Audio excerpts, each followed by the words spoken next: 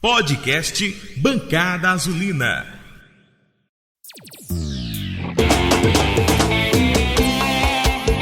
Simbora, Dragão!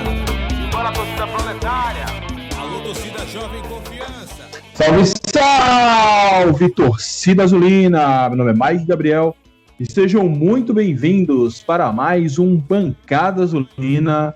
Bancada Azulina número 106. Bancada Azulina para falar sobre Confiança e Ponte Preta. Jogo que aconteceu no último sábado e no qual nós perdemos por 2-1, nossa quarta derrota seguida.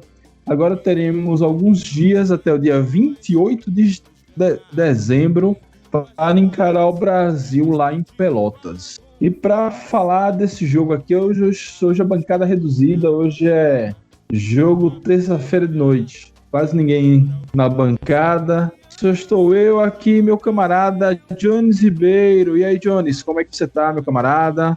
Como foi seu final de semana? Fala, Mike. Bom dia, boa tarde, boa noite para quem está nos ouvindo. Final de semana, futebolisticamente, péssimo, como tem sido de costume nos últimos tempos. Tem um ditado que diz que a alegria de pobre dura pouco. A nossa durou muito pouco, então acho que o azulino tem sido muito pobre ultimamente. No jogo contra o Guarani, eu disse que eu vi o futuro repetir o passado, só que eu errei o passado. Eu achava que era o passado do primeiro turno, quando a gente venceria o Guarani, e acabou sendo o passado de 2019, quando o Confiança teve uma queda técnica na reta final da primeira fase da Série C. Eu vejo um paralelo muito grande com o que está acontecendo nesse momento. Valeu, Jones. Pois é, cara, tomara que no final seja o mesmo, seja ficar na Série B, no caso. O ano passado foi subir, hoje eu já estou tratando a permanência como um novo acesso, de tão dramático que está se desenhando. Claro, a gente pode vencer as duas próximas e acabar com a crise, mas não estamos jogando bola para isso. Essa é a realidade. Eu não estou... Se repetir 2019, 4 pontos já nos servem, né? Sim. 5 pontos se contar contra Ferroviário, né? 1 contra o Ferroviário e 4 contra o Ipiranga. Espero não ter que chegar até o último jogo para fazer esses 4 pontos. Na real, hoje a nota de corte é porque isso muda muito de rodada a rodada. A nota de corte está em 42. Acho que estaria uma vitória, mas se bem que o nosso salto foi para o espaço. Enfim. Mas vamos lá fazer a parte do merchandising, do serviço.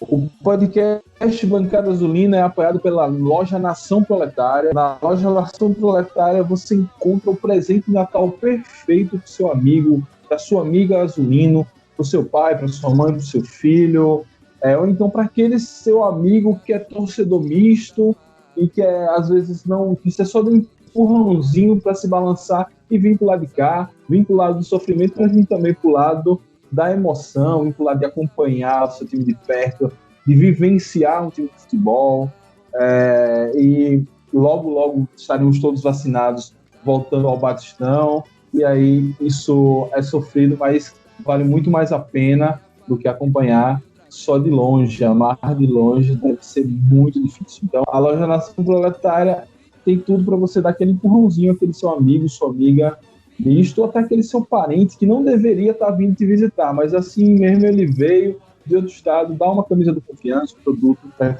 que o nome do Confiança se espalhe aí, Brasil afora. E o podcast Bancada Azulina você vai encontrar no YouTube e nas principais plataformas de podcast, como o Apple Podcasts, o Google Podcasts, o Spotify e o Deezer. Você também acha nos principais aplicativos, é só procurar por Bancada Azulina, assinar, estaremos lá toda semana, ou às vezes até mais de uma vez por semana, pingando na sua timeline. É isso, Jones. Vamos lá falar deste Confiança 1, Ponte Preta 2, né? Aplicamos aquela máxima, jogamos como nunca, perdemos como sempre. Como é que você viu o time voltando a sua característica, mas ainda assim deixando dando os vacilos de sempre na zaga? Vimos que foi menos pior do que o jogo contra o Guarani. E acho que o caminho realmente é manter o esquema, ainda que em uma partida ou outra você mude as peças para alterar um pouco a característica de jogo. Mas mesmo assim não foi suficiente. Não fizemos uma boa partida, no meu modo de ver. Uma partida bastante abaixo, uma partida com erros individuais, novamente, jogadores reincidentes, como é o caso de Nirley, mas principalmente é o caso de Silva. Alguma coisa precisa ser feita. Não dá mais para tentar esconder o que está acontecendo pelo lado esquerdo do Confiança. A maior parte das partidas tem resultados como derrota a partir de lances que acontecem pelo lado esquerdo defensivo do nosso time. Volto a dizer, eu não sei se é Silva, eu não sei se é o esquema, isso Daniel que pode dizer, mas que está muito claro que nós estamos pegando vários gols em sequência, e no último jogo foram os 2 pelo nosso lado esquerdo, está muito claro. E para mim, o Silva tem sido um fator determinante nesses resultados. Eu acho que no primeiro lance, ele se precipitou em tentar fechar demais o espaço, deixou o buraco nas suas costas, por onde o atacante passou e fez 1-0. No segundo gol, ele atrapalhou o Jefferson ia dividir a bola, ele foi lá e atrapalhou, e acabou que a bola sobrou para o Pato. É claro que a partida também, nós perdemos gols, mas eu acho que a maior parte dos times perde gols. Nós estamos conseguindo fazer um golzinho ou outro, mas estamos conseguindo fazer. Se a gente tivesse feito um gol contra a Ponte e um gol contra o CSA, e no mínimo não tivéssemos levado mais de um gol, teríamos mais 2 pontos. Nessa altura estaríamos com 41 e talvez pudéssemos falar em outras coisas até, porque o clima seria outro. Mas não é essa a realidade. É a realidade de 4 derrotas, e nessas 4 derrotas, contando o 5º jogo, que foi o jogo contra o Vitória, nós também tivemos muita dificuldade no lado esquerdo defensivo. Os 2 gols do Vitória foram por aquela região, e Silva, o time, a verdade que no meu modo de ver, quando o Silva saiu, o time melhorou. Quando o Confiança empate e vira, Silva não estava mais no jogo, já era Everton, o lateral esquerdo. Pois é, cara, realmente a queda de Silva, ela é muito clara. Pena que eu tenho a impressão que Silva não vai sair do time. Daniel vai morrer abraçado com ele. E isso não vem de agora que, vamos dizer, talvez os erros vão se acumulando e ele vai ficando cada vez mais nervoso, ansioso, mas esses erros eles vêm de muito tempo. Basta lembrar aquele jogo contra o Avaí, que ele foi expulso. Aquele jogo a gente contemporizou e tal, o time até jogou bem contra o Avaí, a gente perdeu por uma falha de Rafael, mas o time amassou o Avaí mesmo com 1 a menos o tempo inteiro. Mas ali já mostrava, e depois ele joga de uma forma muito atabalhoada, horas ele fica com medo de fazer as faltas e justamente deixando esses espaços perdido em campo, enfim. E é uma coisa que eu falei já, eu não vou cravar aqui que Silva vai ser um grande lateral, mas eu não posso cravar que ele não vai vingar, porque ele já teve grandes momentos na competição. O início de Série B de Silva era para ele, hoje, se existisse uma bola de prata na Série B, como existe na Série A, era para estar sendo esses destaques. Só que aí, de repente, ele caiu demais de produção. E há quem diga que é pelo fato de não ter reserva imediata, ao fato de que os problemas pessoais que ele passou ao longo desse ano começaram a ficha cair agora. De qualquer sorte, ele é muito jovem e falta uma blindagem da diretoria, da comissão técnica a ele. Afinal, ele, por mais que ele seja emprestado ao Confiança, mas ele hoje está a serviço do Confiança. Insistir nele e continuar perdendo pontos pelo mau desempenho e ainda jogando ele aos leões, dando margem a esse tipo de crítica que a gente não vai deixar de fazer, mas a gente tenta entender todo um contexto. Afinal, os jogadores não são máquinas. É o próprio Rafael Santos falou, os jogadores não são máquinas. Vivemos hoje um momento muito diferente da história da humanidade. Além disso, os caras estão jogando 2 vezes por semana, ele perdeu o familiar, o pai dele, enfim. Eu creio que para o bem de Silva, para a gente poder contar com ele o ano que vem, se for o caso, O ideal era dar uma blindada nele, dar uma segurada, para que ele descansasse, botasse a cabeça no lugar, porque realmente as atuações dele estão sendo catastróficas. E é um jogo atrás do outro que ele tem entregado gols. E quando não faz aquele pênalti contra o Guarani, esse jogo mesmo atrapalhou o Jefferson, deu espaço para o primeiro gol, enfim, bem complicado. A gente não queria, porque acaba por ele ter passado essas questões pessoais, a gente não queria estar sendo tão duro com ele, mas para ser justo com ele a gente precisa ser um pouquinho mais duro que o normal. Isso, Mike, ele tem que aprender a receber as críticas. Eu, particularmente, sou a favor da renovação de contrato com o Silva. Ele é um jogador que já se mostrou ser muito útil, muito produtivo, de bastante potencial, e ano que vem ele pode estar numa vibe muito melhor desse ano. Eu acredito nele. Mas até para o crescimento profissional dele, é bom que ele pegue esse banco agora.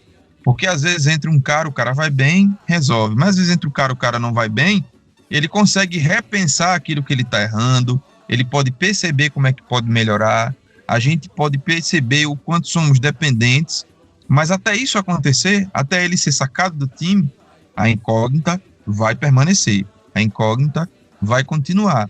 E até agora ele tem sido um dos maiores responsáveis. Eu não vou dizer que é o maior responsável pelo desempenho, porque isso seria injusto, né? Colocar tudo nas costas do jogador. Mas ele é um dos grandes responsáveis, não dá para negar. Como o Daniel Paulista tem sido um dos responsáveis. Daniel Paulista tem errado bastante nas suas escolhas.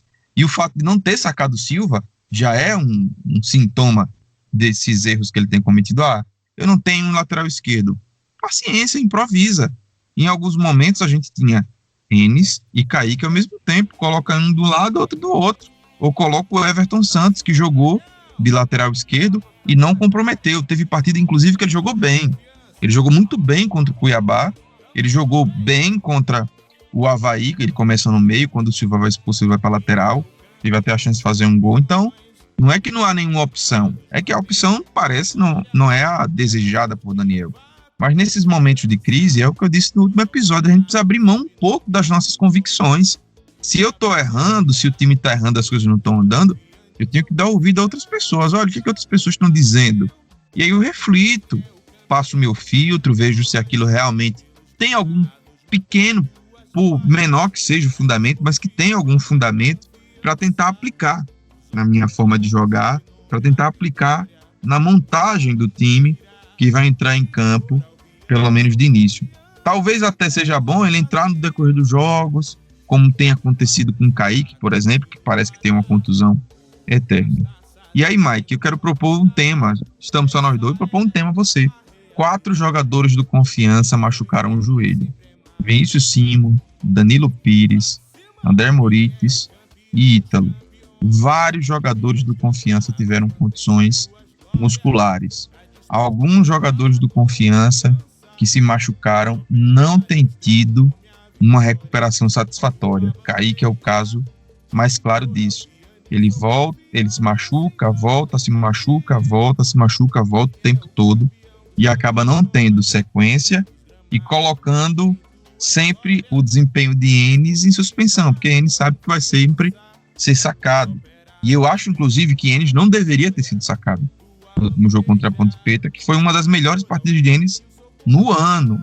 E certamente era um dos melhores do Confiança em campo àquela altura. Então não dá para colocar tudo nas costas de Silva. Tem muita coisa para se melhorar no Confiança. Esse setor de fisiologia, é preciso ver como é que está funcionando.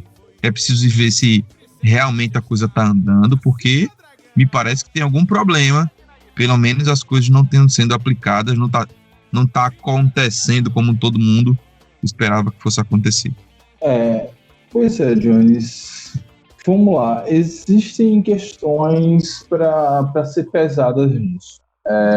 E aí eu não vou saber o que é que pesa mais. Existe uma questão de falta de experiência. Esse é o primeiro ano que esse tipo de setor no clube funciona. Pelo fato de ser o primeiro ano em 30, quase, e tem um time não ser o primeiro ano em 30, se o time esteve na Série B antes. Mas vamos dizer, nessa fase moderna do futebol brasileiro, pós anos 2000, É a primeira vez que tem um clube sergipano em um campeonato de pontos corridos. Talvez a gente não tenha ainda massa crítica para ter um setor de fisiologia que consiga prever algumas lesões ou sará-las antes do prazo. Esse é um ponto. Segundo ponto, nosso elenco realmente é muito enxuto. Fato de Reis praticamente não sair de campo, a menos que seja por uma suspensão, como é que o jogo contra o Brasil, o próprio Reis ele fala que ele se preserva muito, às vezes o físico do jogador já ajuda. Então, Reis, eu não me lembro dele ter uma lesão, mas isso já pegou para Ítalo, que vinha na mesma história, já pegou para Mancini, também é um dos jogadores que mais atuam, já pegou para Rafael Santos, que hoje saiu, inclusive, ele é o 10º goleiro no mundo que mais jogou partidas de futebol no ano. Então, essa carga, por os termos um elenco que não tem essa confiança toda, e toda vez que algum jogador-chave se machuca ou é suspenso, é um Deus nos acuda, é outro fator. E outro fator talvez seja na hora de você escolher o jogador para vir, talvez falte um olhar mais apurado, um olhar de que o cara vai aguentar, qual o histórico de lesão dele, ele vai estar pronto para jogar a contento, porque essas contratações que vieram na Série B, quase todas elas, talvez Bruno Paraíba, se bem que ele ficou lesionado em tempo, todas elas tiveram problemas de lesão. E aí se junta tudo isso. Avaliar o histórico de lesão desses atletas. Enfim, é um setor de confiança que ele precisa ser bem mais avaliado. Tivemos essa primeira experiência, e eu creio que na hora de contratar, além da questão de aproveitar os bons momentos do mercado, o cara vem de graça, o cara vem o salário mais baixo do que a média, o cara vem por isso, por aquilo, isso é para se avaliar, porque existem coisas baratas que saem caro. Existe o jogador barato que acaba saindo muito caro, e existe aquele jogador caro que se paga. Se tiver um jogador caro que não consiga, por ser caro, não melindre ali o elenco, e ele consiga um acesso ou mesmo uma permanência com mais tranquilidade, ele passa a ser barato, ele acaba se pagando. Enfim, eu sei que eu baguncei mais do que ajudei na minha resposta, mas eu vejo que são vários fatores e cada fator desse deve ser olhado com muita calma na hora de fazer as críticas da nossa parte, como torcedor e produtor de conteúdo, e também da direção, principalmente da direção e comissão técnica, na hora de renovar esses contratos e na hora de trazer esses jogadores para cá. O próprio Kaique Sá, ele, quando sai da Confiança, ele nunca se firma nos clubes da Série A que ele jogou, porque ele se lesiona demais. E aí estamos a resposta com ele aqui agora. Acaba se lesionando demais também. Enfim. Bruno Paraíba, realmente. Bruno Paraíba, gente, já dissemos no último episódio, não dá, velho. Não dá pra ficar insistindo com o Bruno Paraíba. Sempre que ele entra, o time piora. Ele fez aquele golzinho contra o Cuiabá, tudo bem, o jogo já tava 1-0.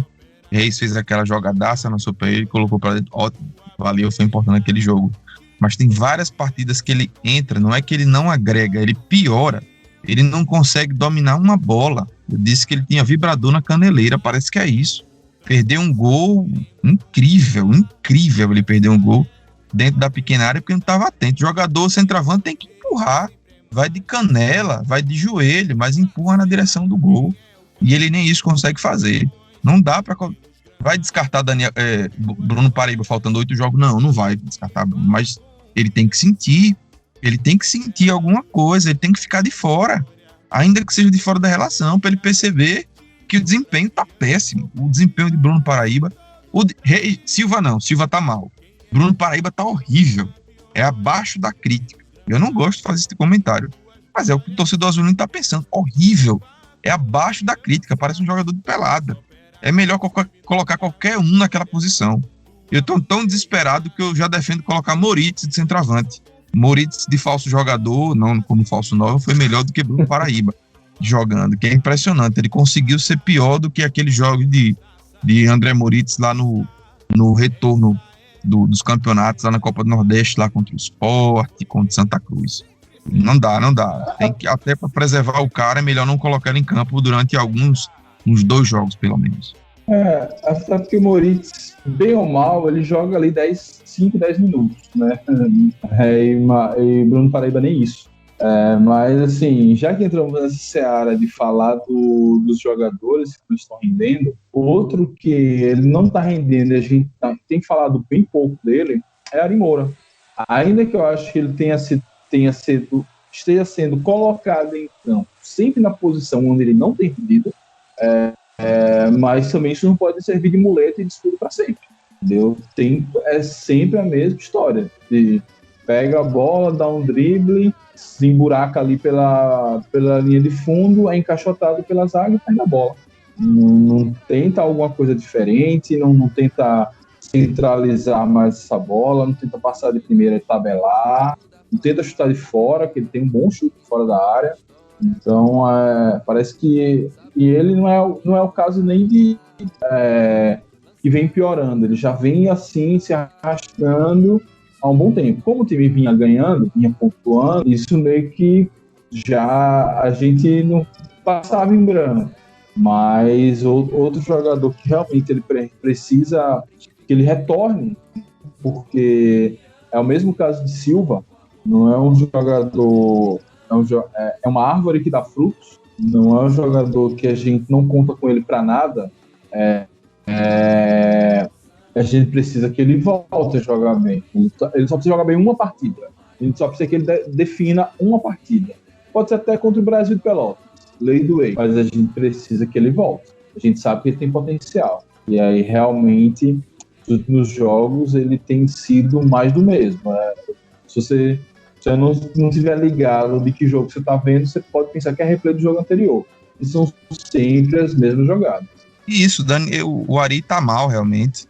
Mas eu acho que o Ari precisa ter um pouco também de sequência, começar jogando em alguns jogos. Quem me surpreendeu positivamente, e eu acho que a gente também, uma razão daquele nosso comentário que era melhor manter o esquema, foi o Iago. O Iago fez uma partida muito boa. Contra a Ponte Preta. Acho que Iago e Thiago Enes foram os melhores jogadores do Confiança em campo, apesar do gol do Mancini.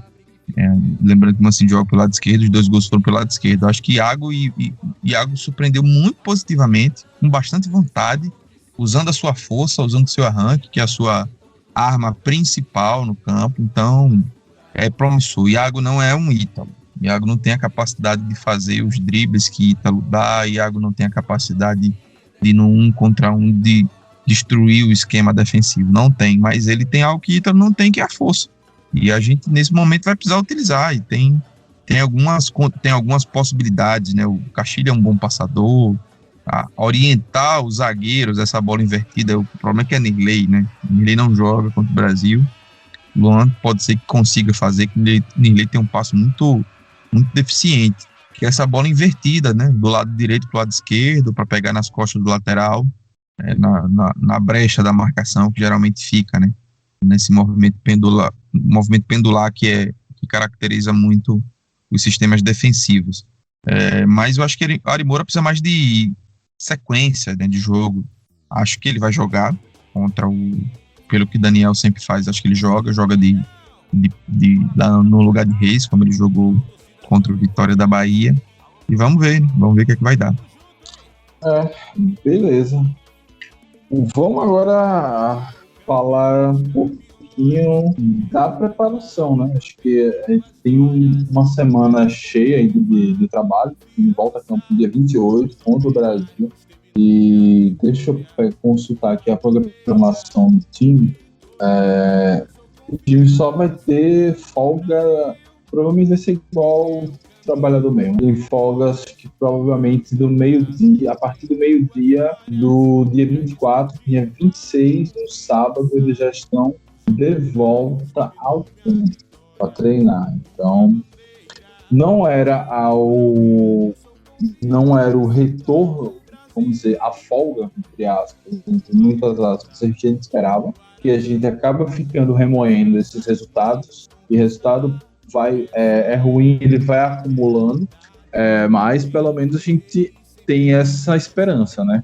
Que os jogadores vão descansar, vão ter tempo de analisar muito bem os erros que foram cometidos, e às vezes só treinar, ninguém vai aprender o que aprendeu alguma coisa a mais agora. E, nossa, me perdi agora assim. Então talvez seja descansar, revisar tudo que tem sido feito de errado, se preparar psicologicamente para um jogo difícil.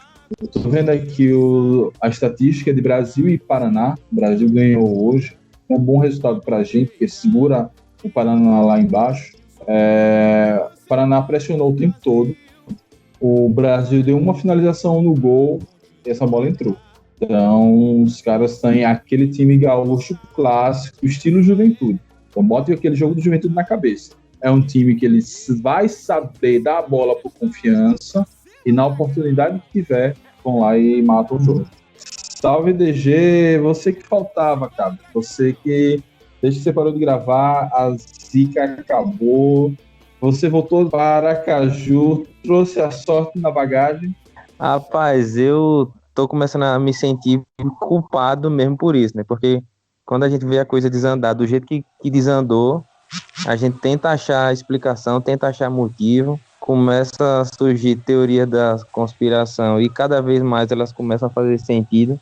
Então, uma dessas era a minha ausência longe aqui, então eu tô de volta a ver se o time volta pros trilhos, né?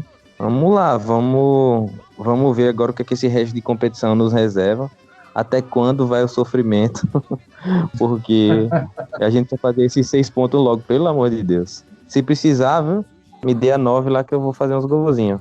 Bota 10 em Jones, ele toca pra mim. Essa dupla eu confio. Rapaz, sofrimento. O Vasco, quando caiu, tinha aquela história: o sentimento não pode parar, que a gente é o sofrimento não pode parar. Porque termina a Série B e já começa o Campeonato Sergipano daquele jeito, né? Com um elenco estourado, renovação gente chegando, gente saindo, sai os ruins, fica os bons, chega mais ou menos e segue a vida. Rapaz, se for pra mandar embora, se for pra mandar embora os ruins, vai faltar Uber, viu?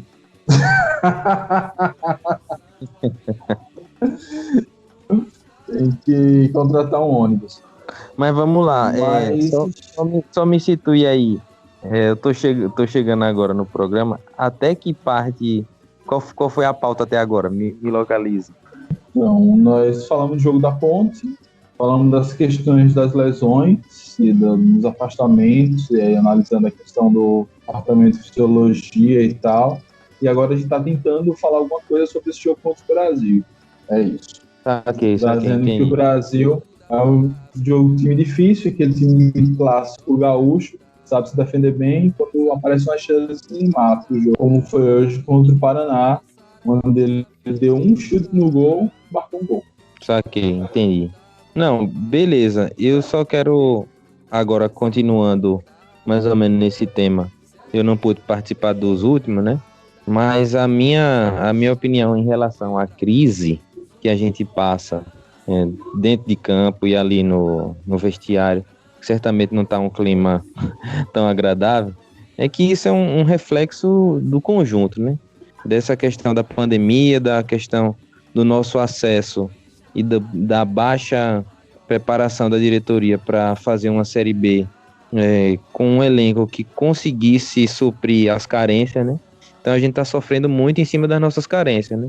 A falta de um lateral esquerdo para competir com Silva, a gente está vendo a falta de um meia para substituir ou até para jogar junto com o Ítalo, e a falta também de um atacante, de alguém que saia fazendo gol, né?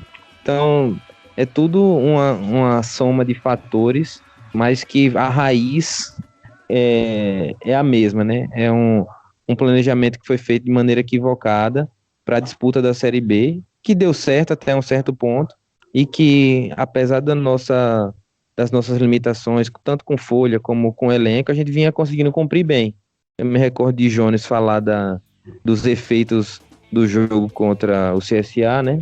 Quando aquele 5-1, e a gente tá sofrendo, né? Já foram 4, né?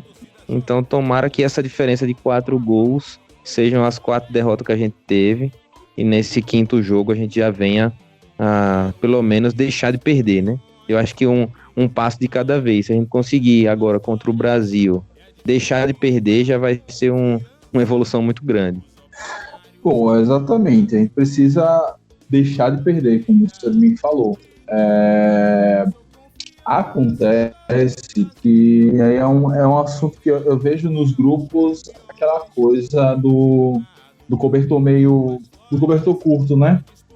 O problema é o ataque que não está fazendo gol ou a defesa que está deixando passar. Aí eu tenho um dado aqui que eu queria que vocês analisassem. Confiança, nessa Série B, nós fizemos quantos jogos, mais?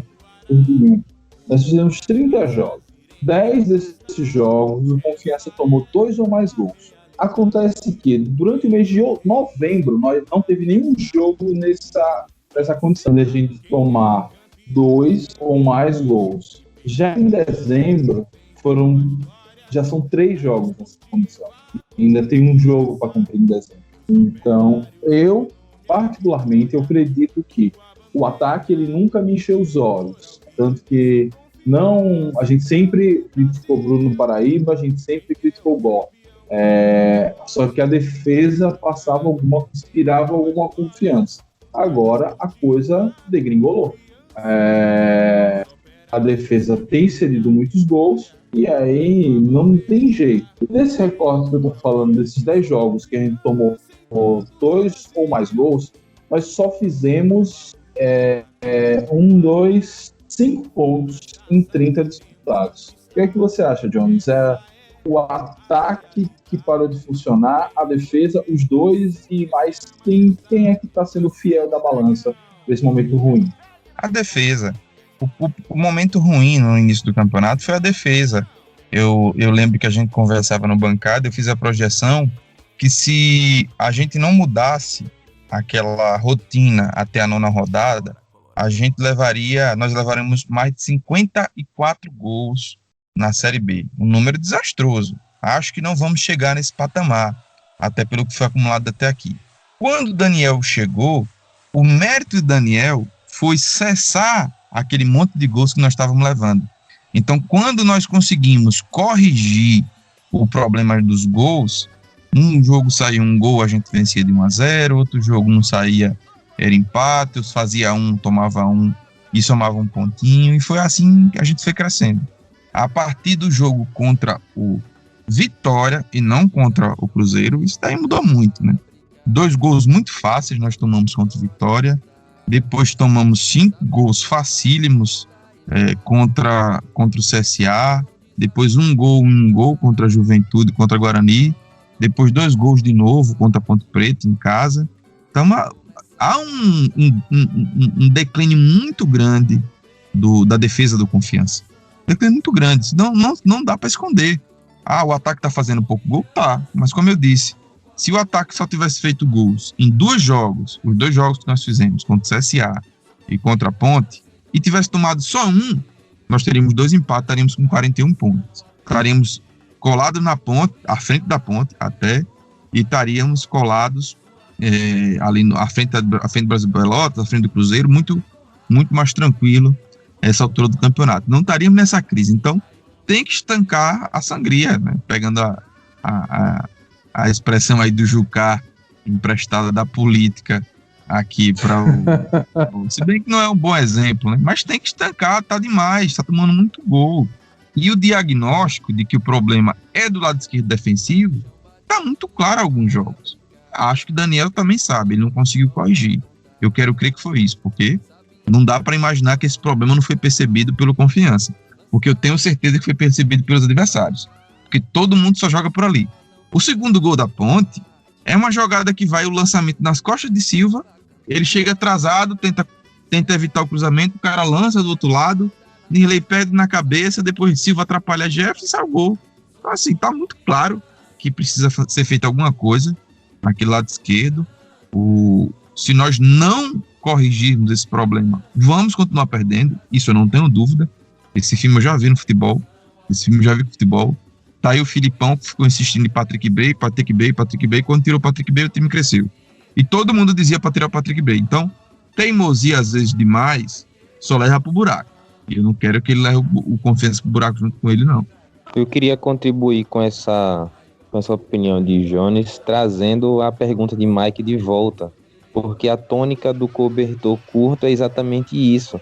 A gente pensar na defesa e pensar no ataque ao mesmo tempo. Nos últimos 4 jogos, nenhum dos nossos atacantes fizeram. Então, a última vez que a gente fez o gol de atacante foi lá contra o Vitória, né?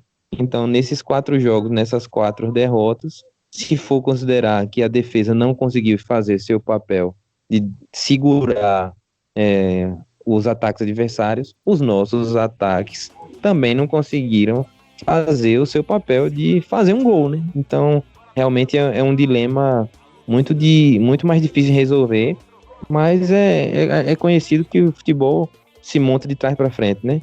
A gente começa a consolidar a nossa defesa para chegar num resultado depois lá na frente. A questão também é, como o Mike sempre cita, né, a vantagem de você sair na frente na Série B, né? Você sair na frente dá um pouco mais de tranquilidade. A maioria dos jogos acaba tendo como vencedor aquele time que sai logo na frente. E aí a gente não foi capaz nesses últimos jogos nem de sair na frente e nem muito menos de segurar os adversários, né? Então algo bem difícil essa questão do cobertor curto mesmo. E é a nossa realidade, infelizmente. Exato. Só para te dar um dado sobre isso, o Sócrates é muito bom, ele dá para tirar vários diagnósticos. O Confiança saiu atrás em 16 dos 30 jogos, mais da metade. Dessa quantidade de jogos, a gente só venceu 1, empatou 6. Então nós conseguimos 9 pontos. Em 16 jogos, nossa, em 48 pontos disputados, nós só conseguimos 9, quando a gente tem essa condição de sair atrás. Porque acaba virando aquele jogo clássico da Série B, principalmente nessa reta final.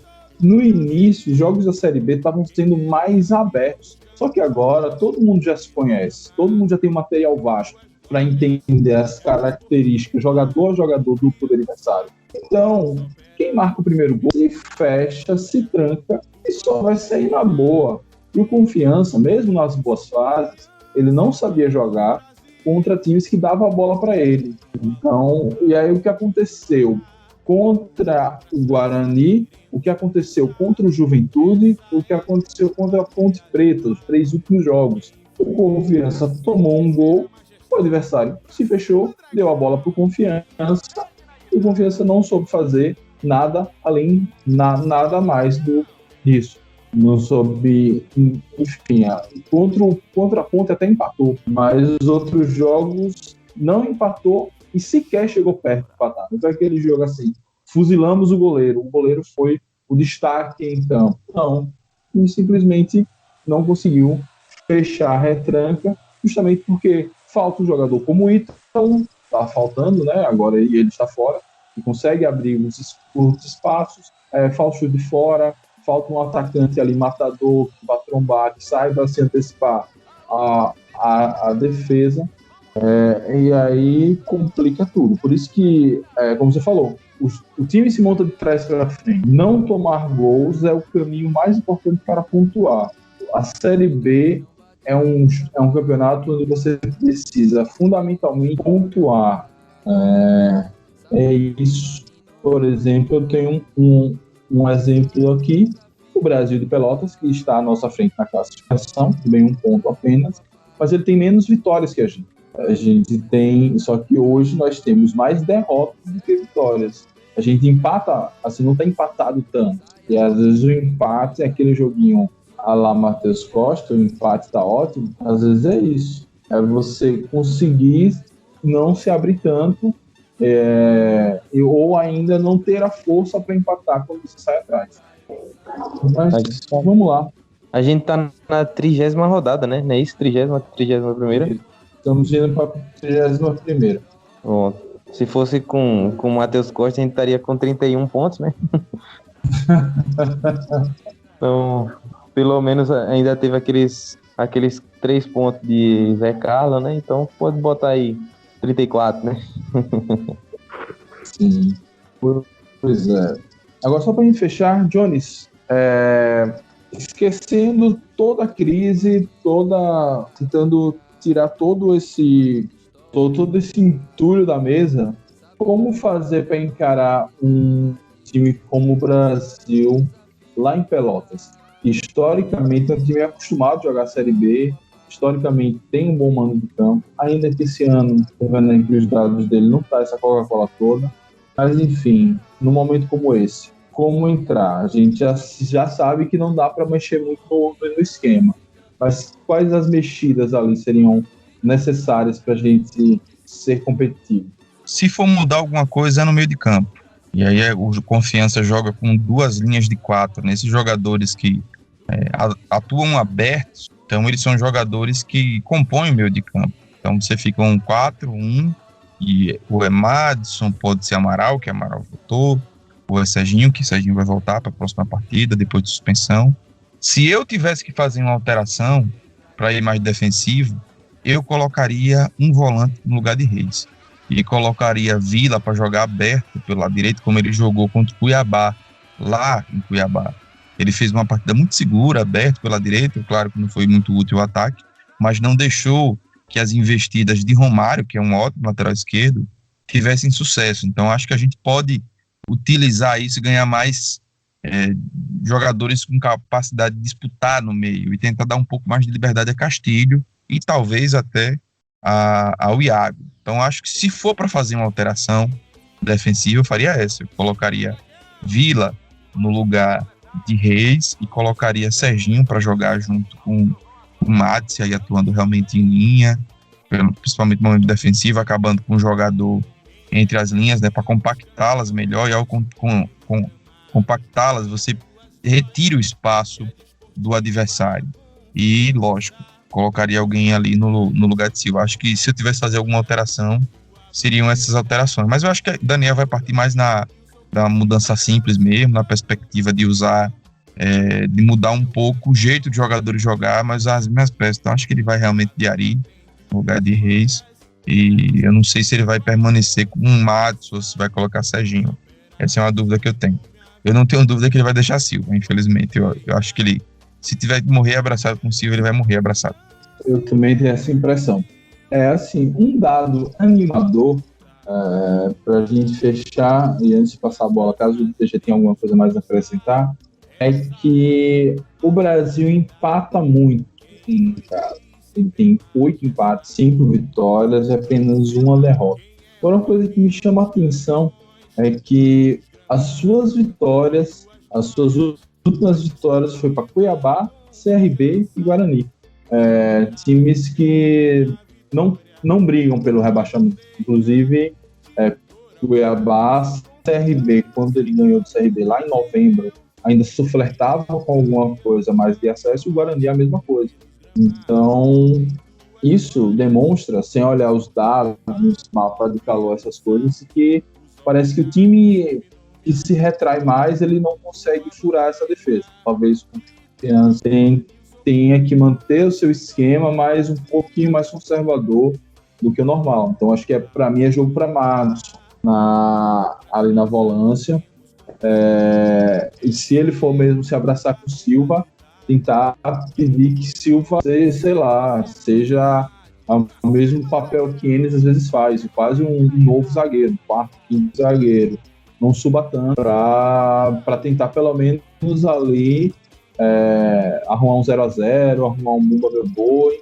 É mais ou menos isso que eu tô pensando aqui, olhando esses dados. Do time que tá brigando pelo acesso e vai para cima do Brasil, acaba perdendo. Os times lá de baixo que entram para empatar, acabam realmente conseguindo esse empate. Já são 8 no total. DG, algo mais? Eu vejo assim uma observação também é do histórico do Confiança em relação a times do Sul, né? Nessa Série B a gente não tem boas memórias, né? A gente viu Sim. tanto do Sul como até do Sudeste, o Oeste a gente conseguiu vencer, o Guarani a gente conseguiu vencer, mas o resto foi só dificuldade, né?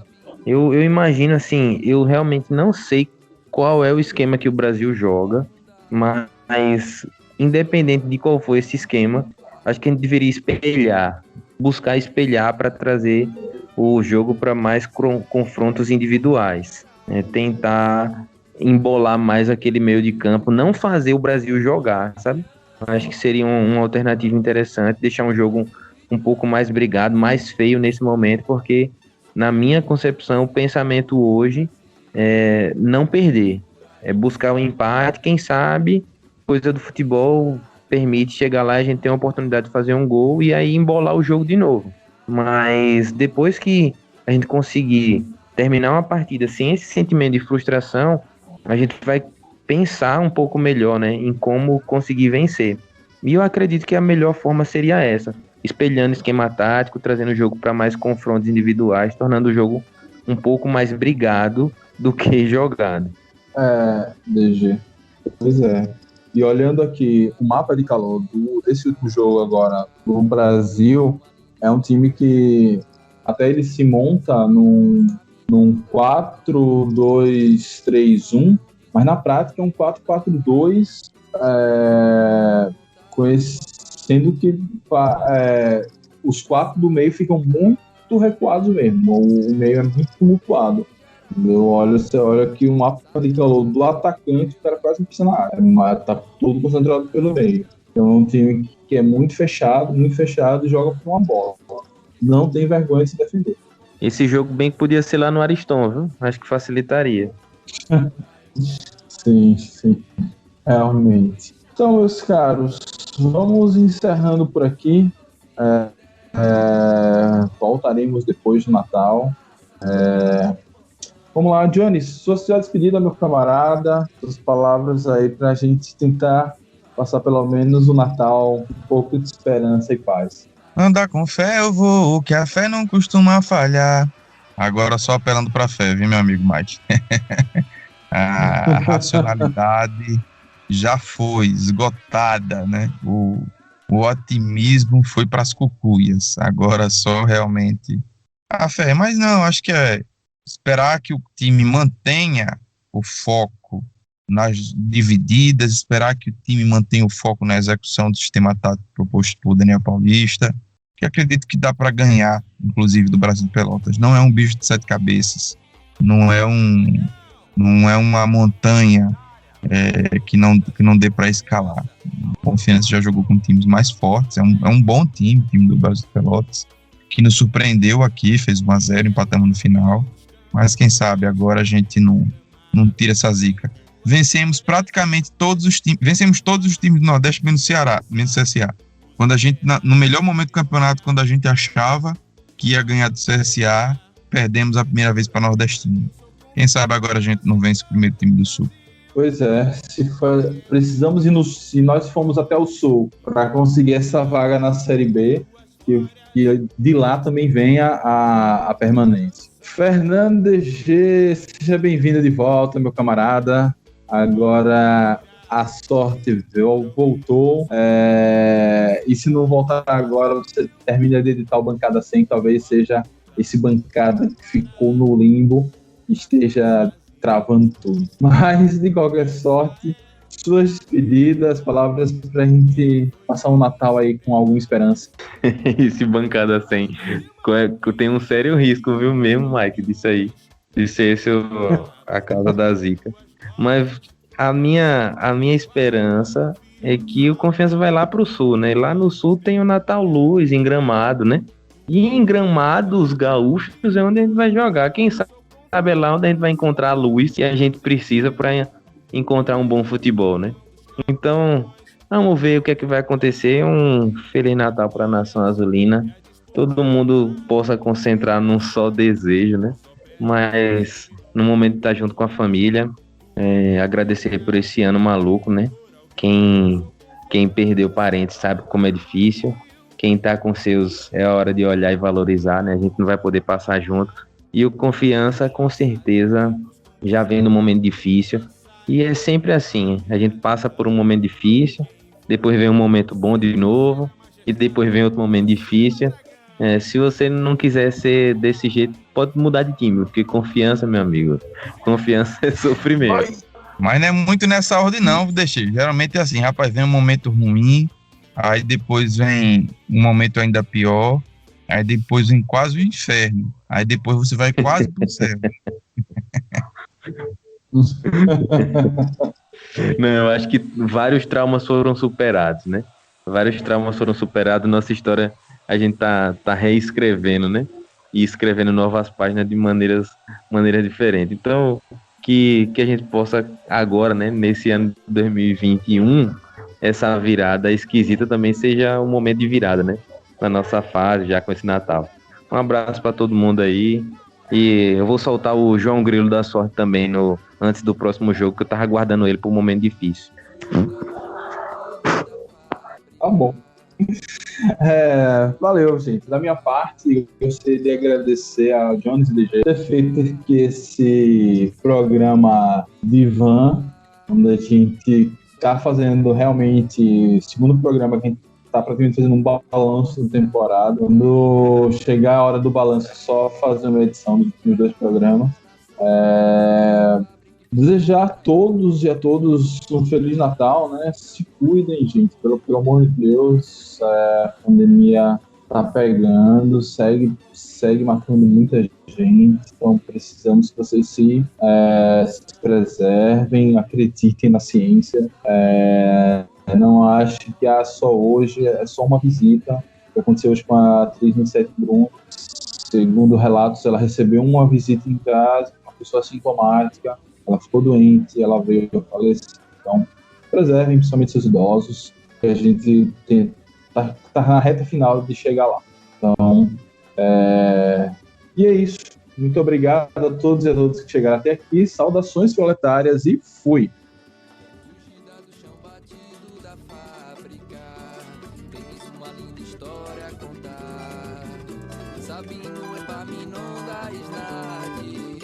Lançaram o desafio de fundar, só não contavam com a parte em que o grupo começava a cantar.